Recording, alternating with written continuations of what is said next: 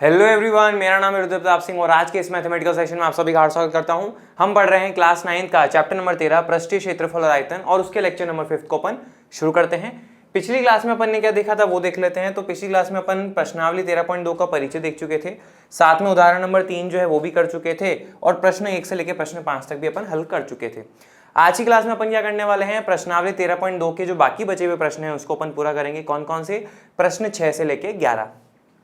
और बच्चों पिछली क्लास में अपन ने क्या देख लिया था वो अपन एक छोटा सा रिव्यू देख लेते हैं। यहाँ पे हमने ये देखा था कि अपने पास में अगर कोई एक बेलन आपके पास में दिया हुआ होता है, ठीक है, और उस बेलन का अपने पास में मान लीजिए त्रिज्या जो है वो कितनी हो जाती है r, उसकी ऊंचाई जो है अपने पास में कितनी हो जाती है h, ठीक है।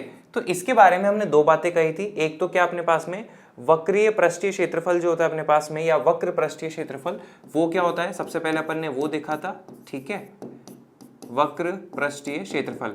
इसका जो अपने पास में फॉर्मूला होता है, सूत्र होता है, वो क्या होता है 2 पाई r h। फिर हमने देखा था कि भाई अगर अपने पास में बेलन का कुल पृष्ठीय क्षेत्रफल अगर हमें चाहिए होता है तो उसके लिए अपने पास में क्या सूत्र हो जाता है, उसमें अपन वक्र पृष्ठीय क्षेत्रफल जो है उसको जोड़ते हैं, उसको लगाते हैं, प्लस ऊपर और नीचे वाले जो अपने पास में क्षेत्र हैं उनका क्षेत्रफल अपन को लेना होता है। ऊपर और नीचे वाले अपने पास में क्या होते हैं, वृत्त होते हैं, तो उनका क्षेत्रफल क्या होता है पाई आर स्क्वायर, और इसका भी हो जाएगा पाई आर स्क्वायर। दोनों को जोड़ेंगे तो क्या आ जाएगा 2 पाई आर स्क्वायर। ये अपने पास में रहता था। इसमें से अपन जो है 2 पाई आर को कॉमन भी ले लिया करते थे, अंदर अपने पास में क्या बचता था h प्लस आर। ये दो सूत्र जो थे अपने पास में मेन काम के थे, इनका प्रयोग अपन कर रहे थे। इसी दिशा में अपन आगे बढ़ते हुए आगे वाले जो प्रश्न बचते हैं उनको अपन करेंगे, ठीक है। सबसे पहले अपन आते हैं किस पे, प्रश्न नंबर 6 पे। वो अपने पास में क्या लिखा था समझने की कोशिश करते हैं। एक लंब वृत्तीय बेलन। अब देखो जैसे आपको बेलन कह दिया ना, आप क्या करिए एक बेलन का डायग्राम बना लीजिए, ठीक है। अपन को बेलन की जरूरत तो पड़ेगी, तो ये लीजिए बना लिया। एक लंब वृत्तीय बेलन का वक्र पृष्ठीय क्षेत्रफल 4.4 मीटर स्क्वायर है, ठीक है। वक्र पृष्ठीय क्षेत्रफल आपको दिया हुआ है तो अपन भी लिख लेते हैं वक्र पृष्ठीय क्षेत्रफल बराबर है किसके 4.4 मीटर स्क्वायर के, ठीक है। यदि बेलन के आधार की त्रिज्या जो है अपने पास में 0.7 मीटर है, तो ये जो त्रिज्या दी हुई है आपको r बराबर कितना है अपने पास में 0.7 मीटर है, तो उसकी ऊंचाई ज्ञात कीजिए। तो इस बेलन की जो ऊंचाई अपने पास में h वो अपन को ज्ञात करनी रहेगी, ठीक है। h बराबर क्वेश्चन मार्क। कैसे करेंगे, बहुत ही सिंपल है। वक्र पृष्ठीय क्षेत्रफल का अपने पास में सूत्र क्या होता है 2 पाई आर एच। तो यहाँ पे आप क्या लिख दोगे, आप लिखोगे क्या 2 पाई आर गुणा एच बराबर है किसके 4.4 मीटर स्क्वायर के। दो को बच्चों ऐसा कैसा रहने दो, पाई का मान अपने पास में कितना है 22/7, वो आप ऐसा कैसा लिख लीजिए। आर का मान अपने पास में कितना है 0.7, ठीक है। तो यहाँ पे अपन क्या लिखेंगे 0.7 गुणा एच का मान तो अपने पास में कुछ है नहीं तो वो छोड़ दो, और आगे किसके बराबर है अपने पास में 4.4 के, ठीक है। आप क्या करिए इस दशमलव को हटाओगे तो नीचे आ जाएगा 10, और यहाँ पे भी इस दशमलव को हटाओगे तो नीचे अपने पास में क्या आ जाएगा 10। 10 से 10 जो है अपने आप में सीधा कट जाएंगे, ठीक है। फिर यहाँ पे देखो 7 एकम 7 और 7 एकम 7, ये भी अपने पास में कट जाएगा।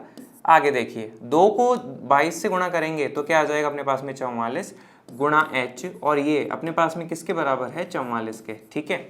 आप अगर 44 को सीधा काटते हो तो वैसे देख लो, और अगर सीधा ना काटो तो स्टेप बाय स्टेप चलते हैं। यहाँ पे है 44, ये 44 जो अपने पास में नीचे आएगा, 44 के पहाड़े में कैंसिल करोगे तो अपने पास में क्या प्राप्त हो जाएगा h बराबर 1। अपने पास में h क्या है बच्चों, ऊंचाई है, और ऊंचाई जो है अपने पास में किस में आएगी मीटर में, क्योंकि अपने पास में सारी इकाइयां जो है मीटर स्क्वायर मीटर में चल रही है, तो ऊंचाई अपने पास में क्या आ जाएगा मीटर में, ठीक है। तो इस अपने पास में बेलन की जो ऊंचाई है वो कितनी हो जाएगी 1 मीटर है। सिंपल सा क्वेश्चन है, बस सूत्र लगाना और कुछ खास अपने पास में यहाँ पे नहीं था। आए हुए समझ में आओगा, सिंपल। आगे बढ़े, ठीक है। अब अपन आते हैं किस पे, प्रश्न नंबर 7 पे। वो अपने पास में क्या लिखा है समझने की कोशिश करते हैं। किसी वृत्ताकार कुएं का आंतरिक व्यास 3.5 मीटर है और ये 10 मीटर अपने पास में क्या है गहरा है। वृत्ताकार कुआं कह रहा है अपने पास में, ठीक है। वृत्त के आकार का यानी कि गोल आकार का कुआं है, और बच्चों कुआं क्या होता है अपने पास में खड्डा, ठीक है। लेकिन खड्डा कैसा खोदा अपन ने, देखो जमीन में अगर आप खड्डा खोदोगे ना तो आप इस तरह का खड्डा भी खोद सकते हो, जमीन में खोदते गए, लेकिन क्वेश्चन ये कहता है वृत्त आकार का कुआं खोदा है। वृत्त का मतलब ये कि ऊपर से देखोगे ना कुएं को तो वो गोल है, और नीचे पूरा अपने पास में क्या होगा वैसे चलता जाएगा। कहने का मतलब ये, ऐसे देखो मैं आपको यहाँ पे समझाता हूँ, ठीक है। जैसे ये मान लीजिए अपने पास में ये ज़मीन का लेवल है, ठीक है, ये ज़मीन है और ये आपने कुआं खोदा है, लेकिन उस कुएं को जब आपने ऊपर से देखोगे तो वो कैसा है, वृत्त आकार का है, तो पूरा अपने पास में इस तरह का बन जाएगा, ठीक है।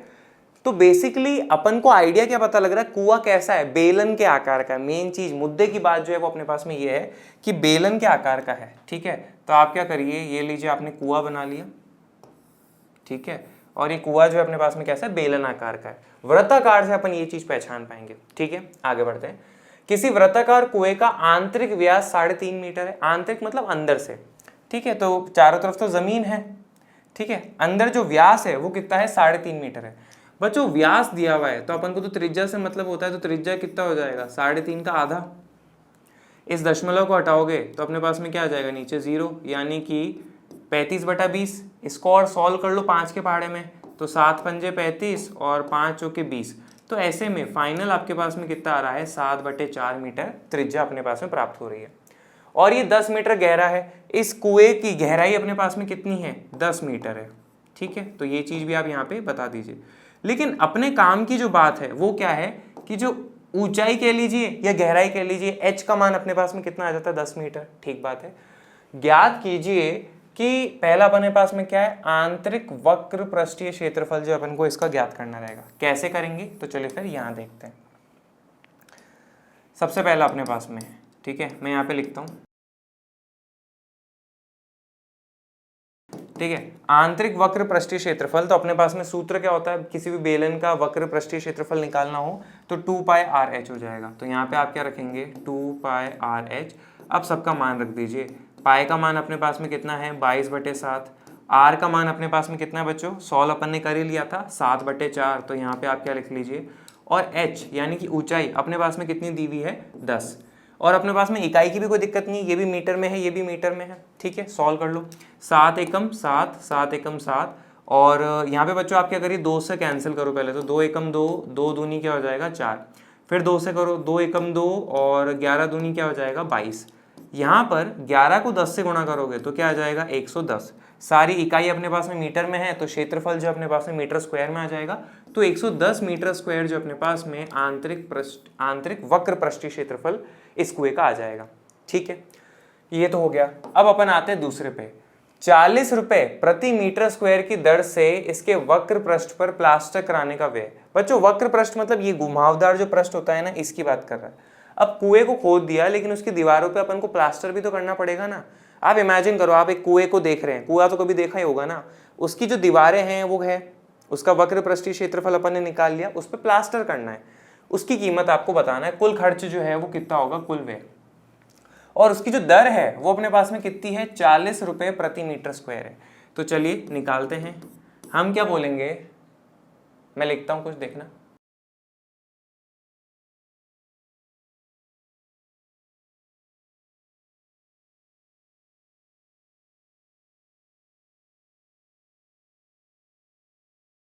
यहाँ देखो, 1 मीटर स्क्वायर पर प्लास्टर का खर्च जो है वो अपने पास में कितना है, 40 रुपए प्रति मीटर स्क्वायर का मतलब क्या होता है, 1 मीटर स्क्वायर पे खर्च 40 रुपए। तो 110 मीटर स्क्वायर पर प्लास्टर करने का खर्च अपने पास में कितना आ जाएगा, मान लीजिए x रुपए, ठीक है। यहाँ पे अब आप क्या करिए, क्रॉस मल्टीप्लाई, 1 को x से गुणा करोगे तो क्या आ जाएगा, x आ जाएगा, और 110 को आप क्या करिए 40 से गुणा कर लीजिए, तो ये आ जाएगा अपने पास में। अब जरा गौर से देखो, 11 को 4 से गुणा करोगे तो क्या आ जाएगा 44, ये था 0, ये लगा दिया, ये वाला 0 यहाँ लगा दिया, तो कुल अपने पास में क्या आ जाएगा, 4400 रुपए का जो खर्च है वो आएगा प्लास्टर करने पे। इस तरह से अपने पास में सिंपल रहता है और कुछ खास यहाँ पे नहीं है, ठीक है। आगे बढ़ते हैं, है ना। अब हम आते हैं प्रश्न नंबर 8 पे। वो अपने पास में क्या है जरा देखेंगे। गर्म पानी द्वारा गर्म रखने वाले एक संयंत्र में, संयंत्र मतलब कोई बड़ा सा अपने पास में मशीन है या कुछ बड़ा सा अपने पास में सेटअप है, उसकी बात कर रहा है। 28 मीटर लंबाई और 5 सेंटीमीटर व्यास वाला एक बेलनाकार पाइप है। कैसा पाइप है, बेलन के आकार का है। तो ये लीजिए भाई साहब, हमने जो है बेलन आकार का ये पाइप जो है यहाँ पे बना लिया। इसकी लंबाई आपको कितनी दी हुई है, 28 मीटर। तो L बराबर क्या लिख लोगे, L मतलब लेंथ यानी कि लंबाई 28 मीटर, और 5 सेंटीमीटर इसका व्यास है। बच्चों व्यास जो है 5 सेंटीमीटर है, तो अपने पास में जो त्रिज्या है वो क्या हो जाएगा, व्यास का आधा, 5/2 सेंटीमीटर।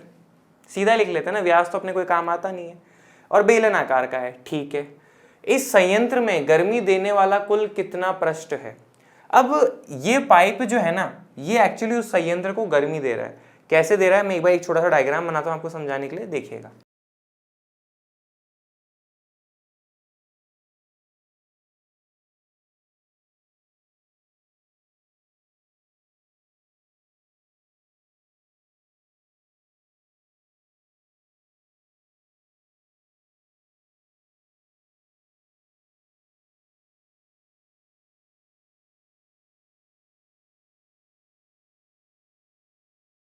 ठीक है बच्चों, मान लो किसी संयंत्र में ये अपने पास में पानी भर रखा है, उसके अंदर ये पाइप लग रखा है। अब आपसे पता है क्या पूछा जा रहा है, ये पाइप जो है इसको गर्म करने का काम कर रहा है, इस पानी को। ठीक है, तो आपसे ये पूछा जा रहा है इस संयंत्र में गर्मी देने वाला कुल कितना पृष्ठ है, गर्मी देने वाला जो पृष्ठ है वो कितना है। अब आप यहाँ पे समझो, अपने पास में मान लीजिए ये पाइप जो है इस तरह से लगा रखा है। ठीक है, ये पाइप अभी बहुत लंबा है, आगे भी आगे तक जा रहा है और पीछे भी बहुत पीछे तक जा रहा है। ठीक है, तो गर्मी देने वाला हिस्सा कौन सा होगा, तो आप देखो ना, ये पाइप अगर गर्मी दे रहा है तो इसका ये वाला हिस्सा जो है पाइप का वक्र पृष्ठीय क्षेत्रफल, यही तो उस पानी को गर्म करने का काम करेगा। आप सोचो कभी अपने पास में घर में पानी को रॉड होता है गर्म करने वाला, तो उसका जो बाहर का सरफेस होता है, उसका जो क्षेत्र होता है, वही तो गर्म करता है पानी को। तो यहाँ पे इसका ये वाला जो हिस्सा है ना, वक्र पृष्ठीय क्षेत्रफल, यही तो इस पानी को गर्म करेगा, क्योंकि आगे वाला हिस्सा तो पानी का आगे तक जाते जा रहा है पाइप का, और पीछे वाला हिस्सा पीछे तक जाते जा रहा है। तो ये जो वक्र पृष्ठीय क्षेत्रफल है ये गर्म करता है। ठीक है, तो हमें क्या करना पड़ेगा इस क्वेश्चन में, अगर निकालना है गर्मी देने वाला कुल कितना पृष्ठ है, यानी कि हमें इस पाइप का वक्र पृष्ठीय क्षेत्रफल निकालना पड़ेगा। तो चलिए निकालते हैं।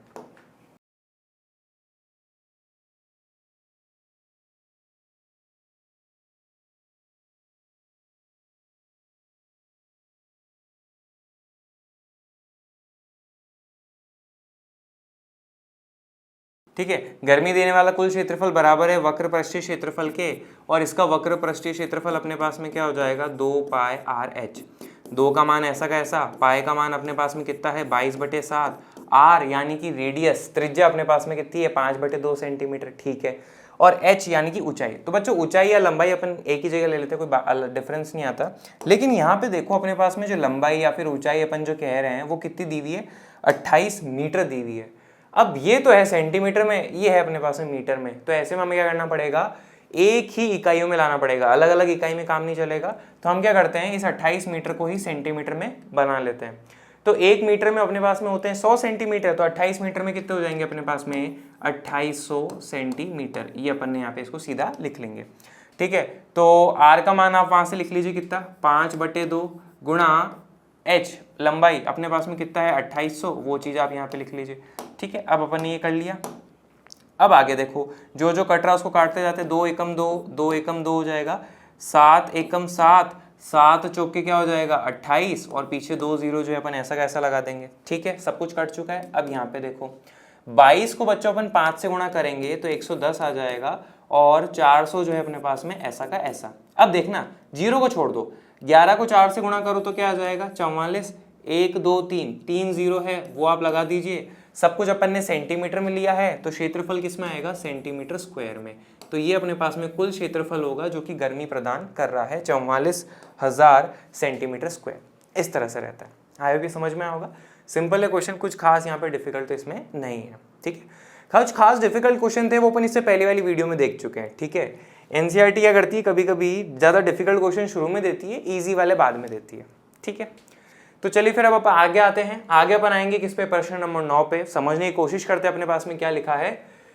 पहला, एक बेलनाकार पेट्रोल की बंद टंकी।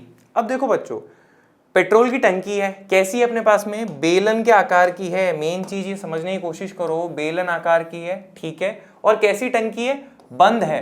बंद का मतलब ऊपर से भी बंद है और नीचे से भी बंद है। ठीक है, तो ये लीजिए आपके सामने डायग्राम उसका प्रस्तुत हो गया। ये अपने पास में टंकी आ गई, ऊपर नीचे दोनों बंद है। बंद मतलब ऊपर भी ढक्कन है, नीचे भी कुछ लग रखा है। बेलनाकार पेट्रोल की बंद टंकी का पार्श्व या वक्र पृष्ठीय क्षेत्रफल, जिसका व्यास 4.2 मीटर है और ऊंचाई 4.5 मीटर है, वो अपन को निकालना है। क्या निकालना है, पार्श्व या वक्र पृष्ठीय क्षेत्रफल, और उसका व्यास कितना है 4.2 मीटर। बच्चों इसका व्यास देर का है, तो हमें तो किससे मतलब है, त्रिज्या से। तो वो क्या हो जाएगा, व्यास का आधा, यानी कि 4.2 बटे में 2, तो आ जाएगा क्या 2.1 मीटर। और ऊंचाई 4.5 मीटर है, तो इसका जो ऊंचाई है वो अपने पास में कितना है 4.5 मीटर, ये आप लिख लेंगे। ठीक है, इसका आपको क्या निकालना है, वक्र पृष्ठीय क्षेत्रफल। बहुत सिंपल है, अपने पास में सीधा सूत्र है, तो मैं यहां पे लिखता हूं।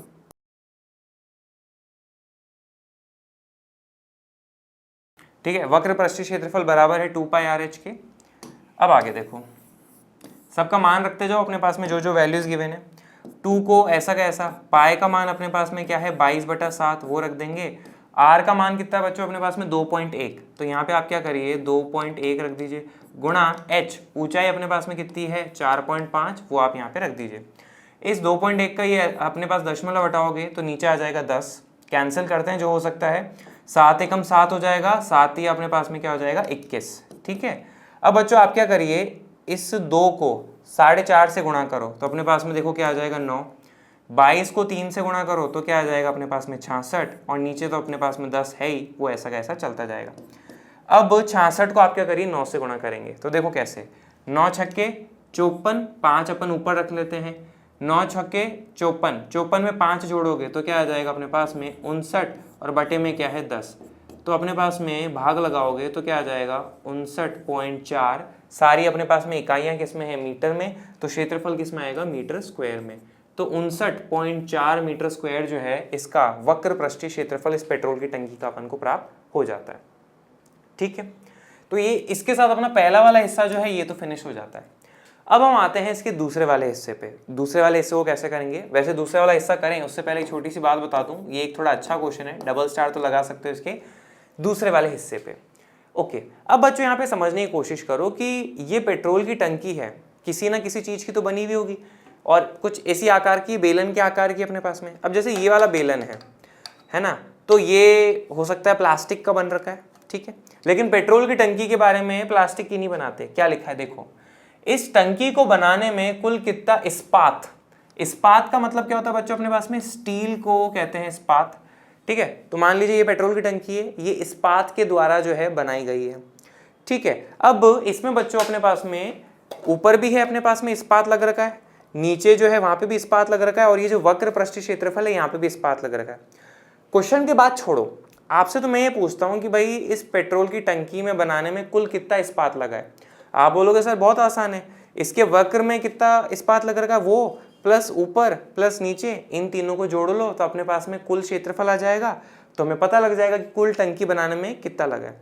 लेकिन बच्चों एक चीज ऑब्जर्व करो ना, कि अगर अपन अपने पेपर से भी, जैसे मैंने ये पेपर से ये गोला काटा, तो ऐसे में कुछ ना कुछ अपने पास में एक्स्ट्रा बच जाता है, एक्स्ट्रा टुकड़े हो जाते हैं ना, वो साइड में बच जाता है।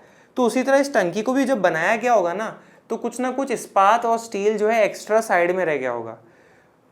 पैसे तो उसके भी लगे ना इस्पात खरीदने के, वो भी तो लेके आए थे ना मार्केट से, तो ये प्लस जो एक्स्ट्रा बच गया वो भी तो अपने पास में एक टंकी को बनाने में आया। भले ही वो टंकी में नहीं लग रखा, लेकिन वो एक टंकी बनाने में उतना बच तो गया ना। तो उस बारे में क्वेश्चन अपने पास में कुछ कह रहा है, वो देखना। इस टंकी को बनाने में कुल कितना इस्पात स्टील लगा होगा, यदि कुल इस्पात का 1/12वां भाग बनाने में नष्ट हो गया, मतलब टोटल जितना भी स्टील लगा था ना, टोटल एक टंकी बनाने में जितना भी लगा, उसका 1/12वां भाग तो जो है बनाने में ही नष्ट हो जाता है, और बाकी बचा हुआ हिस्सा जो है ना वो आपके पास में टंकी बचती है। 1/12वां भाग तो बर्बाद हो चुका है, वो कोई काम का नहीं है, लेकिन पैसे तो उसके भी लगेंगे ना, खरीदने में ना आएगा। तो इसको अपन कैसे करेंगे, यहाँ पे समझो, मैं कुछ लिखता हूँ।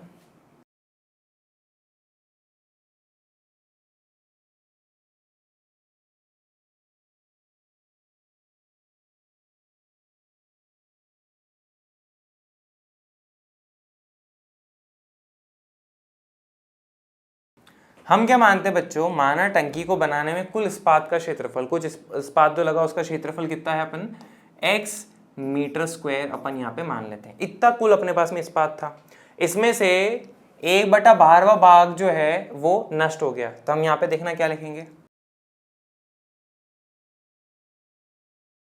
नष्ट हुआ इस्पात। तो नष्ट कितना हुआ है, कुल का 1/12वां, और कुल इस्पात कितना लगा x, तो x का अपने पास में क्या आ जाएगा 1/12वां हिस्सा जो है वो नष्ट हुआ, तो ये क्या आ जाएगा आपके पास में x/12वां।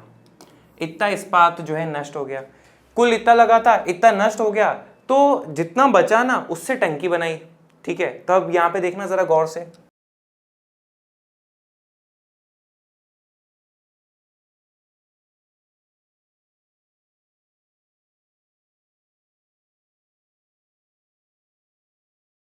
यहाँ पे देखो एक बहुत ज़रूरी बात अपने पास में मैंने यहाँ पे सामने लिखी है कि भाई टंकी में जो लगा हुआ इस्पात है ना अपने पास में, उसके बारे में आप क्या कह सकते हो? टंकी में लगा हुआ इस्पात किसके बराबर है? कुल इस्पात माइनस नष्ट हुआ इस्पात। टोटल इस्पात अपन लेके आए थे खरीद के, उसमें से हमने क्या करा, उतना इस्पात हटा दिया जो कि नष्ट हुआ है, तो वो बाकी अपने पास में क्या बचा? टंकी। तो टंकी में लगा हुआ इस्पात आपको ऐसे प्राप्त हो जाएगा। कुल इस्पात अपने पास में कितना है? यहाँ पे कुल इस्पात अपने पास में है x, और नष्ट हुआ इस्पात कितना अपने पास में? x/12। इनको सॉल्व कैसे करेंगे? x के नीचे कुछ नहीं तो 1 आ जाएगा। अब यहाँ पे 1 और 12 का एलसीएम लेंगे तो अपने पास में देखो क्या आ जाएगा? 12। 1 के पहाड़े में 12 आता है, 12 बारी पे 12 को x से गुणा करेंगे तो क्या आ जाएगा? 12x माइनस ऐसा का ऐसा। 12 के पहाड़े में 12 आता है 1 बारी पे, 1 को x से गुणा करेंगे तो क्या आ जाएगा? x। 12x में से 1x क्या, तो क्या बचा? 11x/12। यानी कि टंकी में जो कुल इस्पात लगा है वो अपने पास में इतना है। ठीक है, अब सॉल्व कैसे करें? ठीक है, सॉल्व करने की कहानी चल रही है वैसे तो हमारे पास में क्या आ चुका है कि भाई कुल इस्पात जो टंकी में लगा, वो टंकी में जो लगा वो कितना है? 11x/12। और बच्चों टंकी में जो इस्पात लगा उसका क्षेत्रफल अपन को मालूम है क्या? हम निकाल सकते हैं भाई। एक तो वक्र पे लगा, एक ऊपर लगा और एक नीचे लगा, तो इस टंकी का कुल क्षेत्रफल जो होगा वो किसके बराबर होगा? 11x/12 के बराबर होगा। तो अपन क्या करते हैं, सबसे पहले वही बात लिख देते हैं। तो मैं यहाँ पे लिखता हूं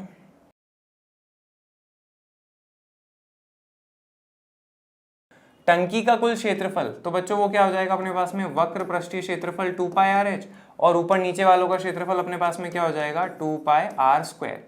अब यहाँ पे देखो वक्र पृष्ठीय क्षेत्रफल तो अपन निकाल चुके हैं 59.4, तो यहाँ पे आप लिख दीजिए 59.4। ठीक है, प्लस 2πr² का मान हमें नहीं पता, वो मैं निकाल लेता हूँ। 2 गुणा 22/7 गुणा r का वर्ग। r अपने पास में कितना था? 2.1, तो उसका वर्ग करना है, यानी कि 2 बार गुणा करना है। और बच्चों 2.1 का मैं दशमलव हटा दूं तो 21/10 लिख सकते हैं, ये अपन ने यहाँ पे लिख लिया। अब देखो 7 एकम 7, 7 ही अपने पास में क्या आ जाएगा? 21। इसको जो है अपन आगे सॉल्व करते हैं। 59.4, यहाँ पे देखो 2 को 21 से गुणा करेंगे तो अपने पास में क्या आ जाएगा? 42, और 22 को 3 से गुणा करोगे तो अपने पास में क्या आ जाएगा? 66।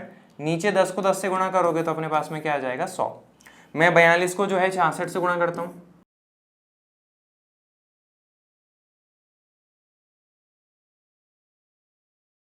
तो अपने पास में कितना आ चुका है? वो 2772, और उसमें 100 का भाग लगाना है, तो 100 का भाग लगाओगे तो अपने पास में क्या आ जाएगा? 27.72। इनको आप क्या करिए, आपस में जोड़ लीजिए। तो चलो जोड़ते हैं।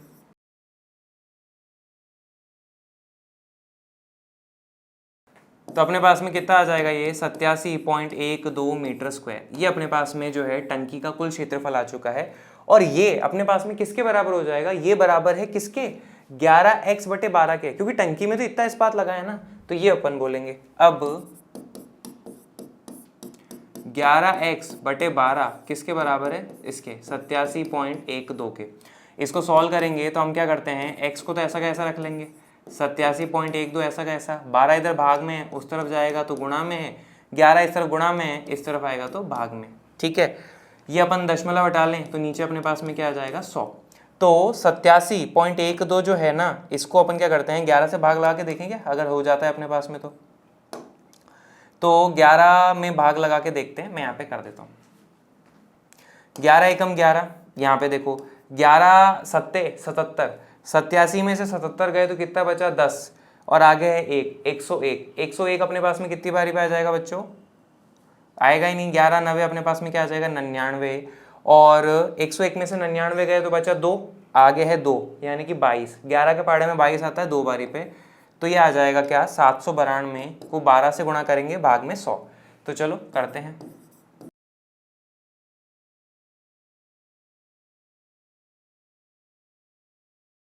तो अपने पास में आ जाएगा क्या? 9504 भाग में 100, 100 का भाग लगाएंगे तो क्या आ जाएगा? 95.04 मीटर स्क्वायर।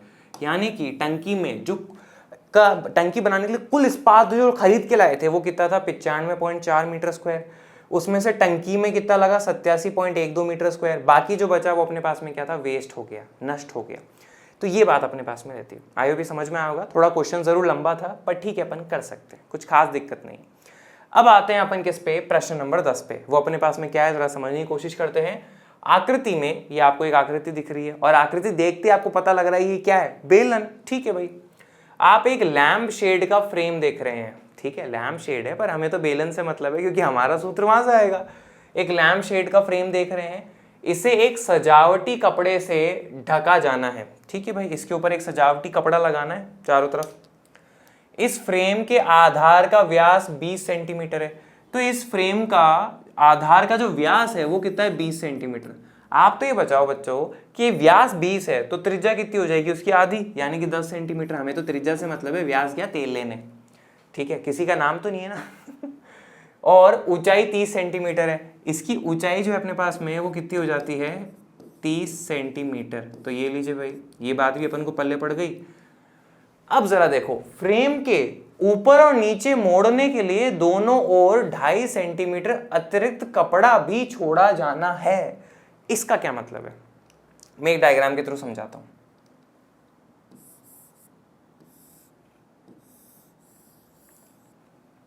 ऐसा हुआ कि भाई इसको ढकने के लिए आप क्या कर रहे हो, कपड़ा लगा रहे हो। ठीक है, तो आपने क्या करा, इसके ऊपर कपड़ा लेके आए। ठीक है, आप क्या करें, ये अपने पास में था, मार्केट से कपड़ा लेके आए।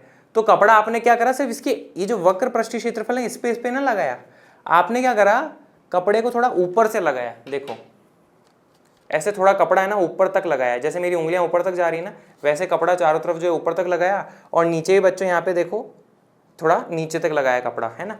कहने का मतलब ये,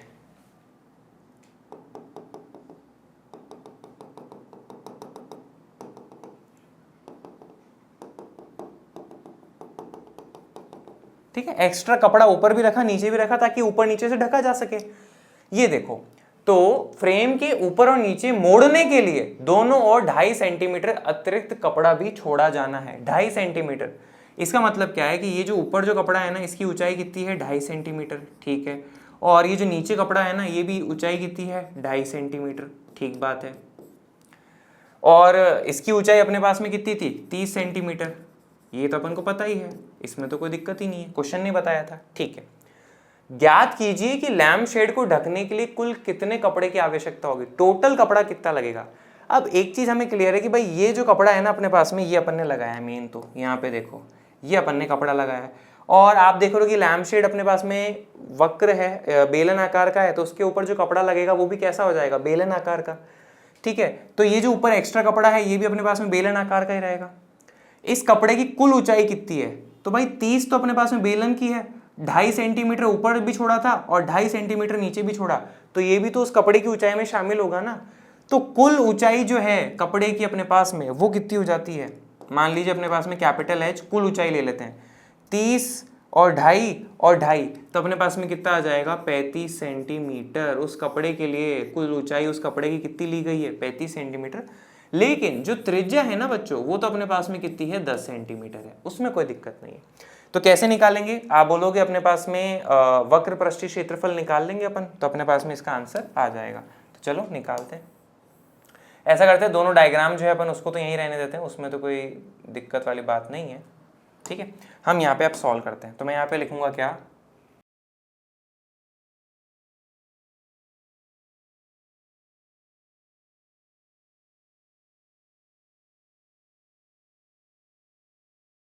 कुल कपड़े की आवश्यकता बराबर है वक्र पृष्ठीय क्षेत्रफल, और वो कैसे निकालेंगे, 2 पाई आर गुणा कैपिटल एच। बच्चों छोटा एच मत लिख लेना, हमें इसका निकालना है तो कैपिटल एच अपन को चाहिए होगा। आप सबका मान रख लो, 2 ऐसा का ऐसा आ जाएगा, पाई का मान है अपने पास में 22/7 गुणा आर अपने पास में कितना है 10, और कैपिटल एच का मान जो अपने पास में वो कितना है 35। तो यहाँ पे आप क्या रख दीजिए 35। अब कैंसिल कर लो, 7 एकम 7 और 7 पंजे कितना हो जाएगा अपने पास में 35। ठीक है, आप यहाँ पे देखो 5 को 2 से गुणा करोगे तो क्या आ जाएगा 10, और 22 को 10 से गुणा करोगे तो क्या आ जाएगा 220, 220 को 10 से गुणा करोगे तो क्या आ जाएगा अपने पास में 2200।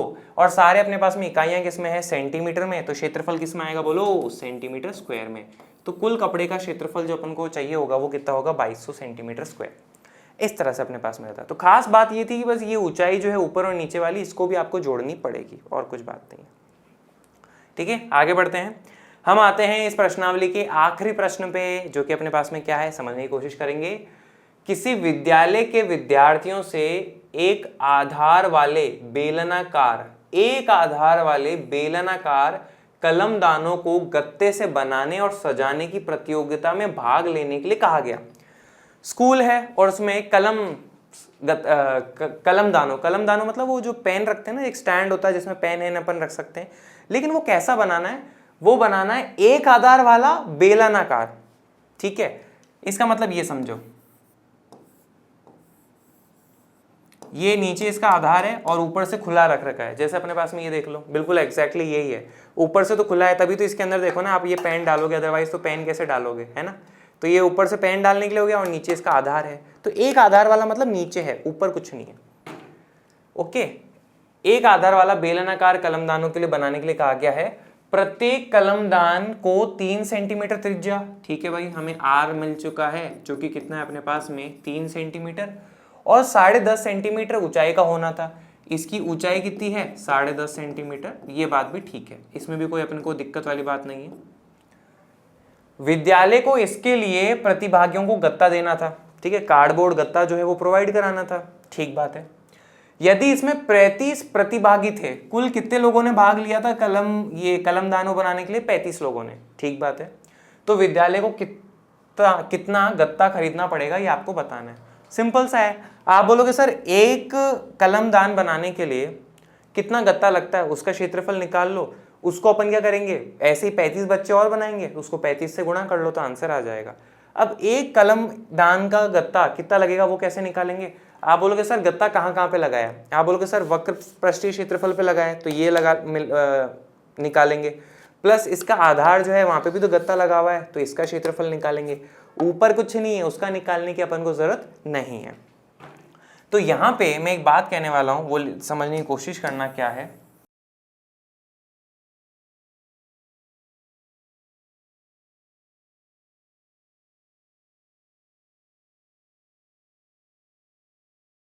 एक कलमदान में लगे गत्ते का कुल क्षेत्रफल तो क्या हो जाएगा, वक्र पृष्ठीय क्षेत्रफल 2πRH प्लस आधार का क्षेत्रफल वो क्या हो जाएगा अपने पास में πr²। ठीक है, आप क्या करिए बच्चों, यहाँ पे पाई और आर को कॉमन ले लीजिए, तो पाई आर आ जाएगा। तो पाई आर यहाँ से चला गया तो क्या बचेगा अपने पास में 2 गुणा एच, प्लस पाई जा चुका है और आर स्क्वायर में से एक आर जा चुका है, तो क्या बचेगा एक आर बचेगा। अब सॉल्व कर लो, पाई का मान कितना है 22/7, वो ऐसा का ऐसा रखेंगे। आर का मान अपने पास में कितना है 3, वो आप यहाँ पे ऐसा का ऐसा रख लीजिए। फिर है 2 गुणा एच, तो ऊंचाई है 10.5, तो 2 गुणा एच अपने पास में कितना हो जाएगा यहाँ पे 21, तो यहाँ पे आप लिख लीजिए 21 प्लस आर अपने पास में अगेन कितना है 3, तो यहाँ पे आप क्या लिख लीजिए 3। अब देखो 22 को 3 से गुणा करेंगे तो क्या आ जाएगा 66/7, और 21 में 3 जोड़ेंगे तो क्या आ जाएगा अपने पास में 24। आप यहाँ पे देखोगे कि 7 से कुछ भी भाग नहीं लग रहा है, ठीक है, तो टेंशन नहीं लेना और यहाँ पे भाग लगाने चले भी मत जाना। एक्चुअल में ये तो एक कमलदान में लगे गत्ते का कुल क्षेत्रफल है, हमें तो क्या निकालना है 35 बच्चे बना रहे हैं, तो इसको 35 से भी गुणा करना रहेगा, तो वहां पे 7 से कट जाएगा, तो टेंशन वाली बात नहीं है। 66 को 24 से गुणा करते हैं,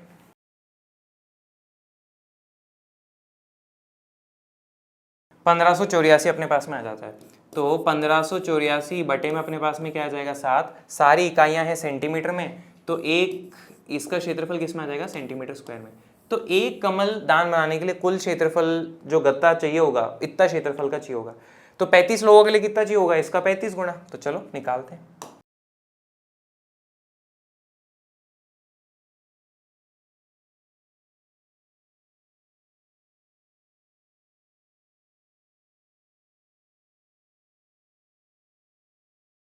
यहाँ पे समझो बच्चों, एक कलमदान में लगा गत्ता 1584/7 सेंटीमीटर स्क्वायर है, तो 35 कलमदान में लगा गत्ता अपने पास में कितना हो जाएगा, मान लीजिए यहाँ पे x, ठीक है, क्रॉस मल्टीप्लाई करके सॉल्व कर लो।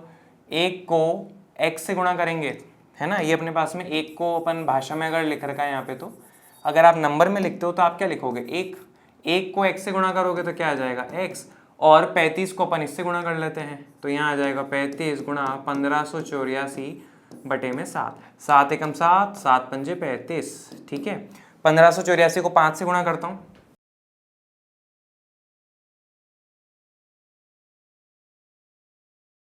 $7,920 सेंटीमीटर स्क्वायर जो अपने पास में आ जाएगा। तो कुल स्कूल को जो है इतना गत्ता खरीदना पड़ेगा, तो उसका काम हो जाएगा 35 प्रतिभागी के लिए। तो मुझे उम्मीद है ये सारी चीज़ें आपको समझ में आई होगी, ठीक है। पर फिर भी बच्चों आपको किसी भी तरह का डाउट रहता है तो कमेंट बॉक्स में आप डाल दीजिएगा, ठीक है, तो आपको उसका जवाब मिल जाएगा।